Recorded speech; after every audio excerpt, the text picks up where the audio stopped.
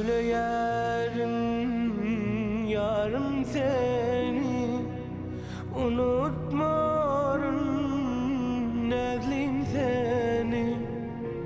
Açtım sana yüreğimi, yanardın sen dertli dertli. Açtım sana yüreğimi, yanardın sen dertli dertli. Canım sana kurban bulsun, yürek kandan azat bolsun.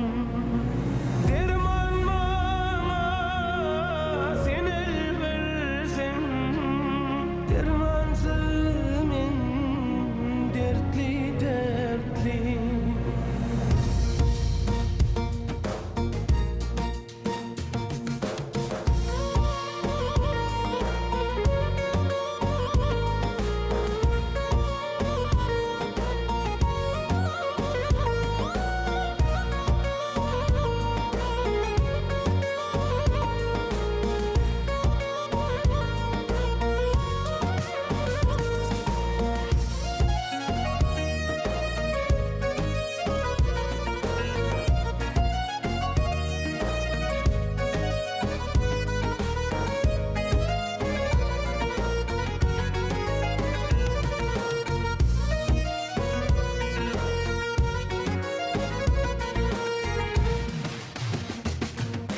Mektep yılım sana karap, otursam saçlarını tarap.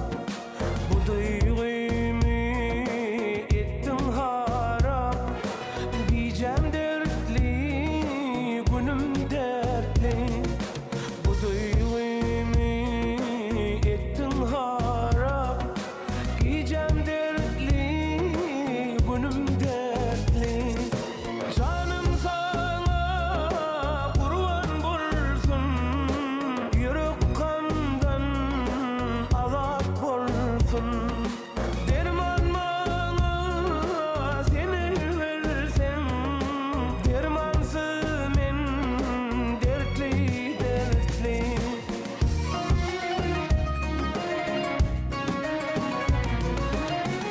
Alma derdim sana karap, otur